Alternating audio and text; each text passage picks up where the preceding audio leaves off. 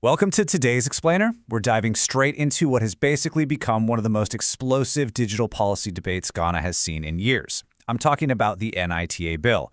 Now, this started as a fairly niche policy discussion, but it rapidly escalated into a full-blown nationwide standoff between the country's tech ecosystem and the government. So let's cut right through the noise, look at exactly what sparked this massive controversy, and figure out what it actually means for the future of innovation. When a draft of the NITA Bill leaked online, the reaction was immediate. One phrase really captured the ecosystem's panic perfectly: a digital coup. People weren't just mildly concerned, they were absolutely terrified. To a lot of young innovators, this didn't just feel like some routine disagreement over tax percentages. It felt like a literal existential threat to their livelihoods and the digital freedom they rely on every single day to survive. Section 1. The viral tech panic and how the internet reacted to the leaked NITA Bill. So, when portions of this draft started making the rounds, platforms like X, Facebook, LinkedIn, and TikTok, they absolutely blew up. I mean, the response from developers and founders was just so immediate, so emotional, and totally overwhelming. Rumors spread like wildfire. We're talking claims that the bill would mandate forced registration for absolutely every IT professional in the country, that it would introduce these incredibly expensive licensing fees and require mandatory annual renewals. Some folks even feared that unlicensed tech work would straight up be criminalized. It painted this really terrifying picture of a heavy, suffocating digital tax on the entire ecosystem. And you know who felt the most threatened by all this? Ghana's incredibly thriving community of self-taught developers. We're talking about young folks who bypassed the traditional four-year university route, right? They opted instead to learn via YouTube, coding boot camps, and just pure self-study so they could secure remote global work. Just picture a young person with nothing but a laptop on a couch hustling to build a career. For them, coding is a direct path to financial freedom. So the mere suggestion of expensive bureaucratic licenses, it felt like that door of opportunity was suddenly being slammed completely shut. Section 2. Government steps in, Sam George and NITA respond. Okay, so as public pressure reached an absolute boiling point, the Ministry of Communication and NITA had to step in. The minister, Sam George, actually organized a stakeholder meeting. And honestly, the reality check they provided completely flipped the narrative. See, the viral claim out there was that this was a finalized law, fully baked and ready to drop. The reality? It's an ongoing consultation.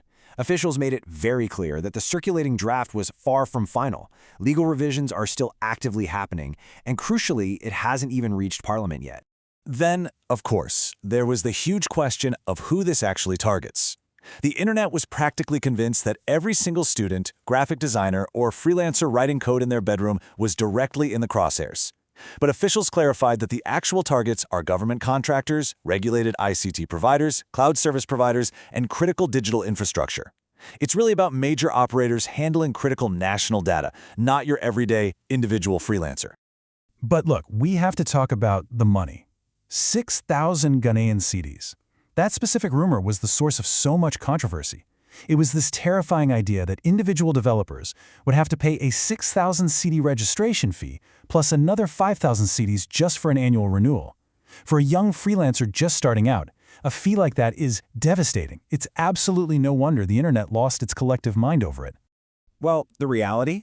A much more manageable 150 cedis. During those stakeholder meetings, officials stepped in and explained that the fee structure is actually category-based, so the lower categories reportedly start around just 150 to 300 cedis. Those massive 6,000 cedi fees that everyone was panicking about, those are intended for established senior enterprises. And let me tell you, that massive price drop definitely lowered the collective blood pressure of the entire tech space. Section 3. Why fears remain and the lingering friction. So, despite all those government reassurances, the tech community hasn't exactly just packed up and gone home, and their concerns, they're really systemic. Critics are pointing out that regulation, almost by definition, creates bureaucracy and gatekeeping, which naturally slows down agile startups. Plus, there's this deep-seated fear of future amendments. The worry is that a moderate bill today could easily mutate tomorrow, gradually expanding its reach until it eventually targets individual freelancers anyway. Ultimately, it all boils down to a fundamental lack of trust in how all of this will actually be implemented down the line. Section 4. Ghana's digital future, looking at the macro view. You see, this whole NITA Bill controversy, it isn't happening in a vacuum. It's actually part of a massive, sweeping shift in national digital governance. Ghana is rapidly trying to modernize to match global standards, Right now, the government is preparing to roll out broader policies covering everything from artificial intelligence and cybersecurity to digital identity, cloud infrastructure, fintech, and data governance. They are essentially trying to build the regulatory tracks while the high-speed tech train is already flying down the line. And this entire situation really lays bare the ultimate, super delicate dilemma that emerging economies are facing right now. On one side of the coin, you have too little regulation, which just invites chaos, massive cybersecurity risks, and the potential for data exploitation. But flip it over, and too much regulation risks entirely suffocating the very innovation and startup culture that's driving economic growth. Finding that perfect middle ground is incredibly difficult. And honestly, that delicate balance is exactly what the Ghanaian tech community is fighting for right now. Because at the end of the day, the stakes literally couldn't be higher. In Ghana, tech is youth empowerment, period. Young people aren't just coding in the capital. They are freelancing globally, they're building apps, and they're working remotely from Accra to Kumasi, Sunyani to Takoradi, and Tamale. Technology had become one of the most viable pathways to create careers entirely outside of traditional employment systems. So when people are debating this bill, they aren't just debating dry legal jargon. They are debating opportunity, they're debating access, they are debating a vital lifeline for an entire generation. Which brings us to the biggest question of all. Can Ghana actually regulate its booming digital economy without slowing down the very innovation that drives it? This debate has completely awakened the tech ecosystem, making it more engaged and vocal than ever before. But as these massive new frameworks continue to roll out, will they protect innovation or will they stifle it? It's a truly fascinating balancing act, and it's one that is going to define the region's future.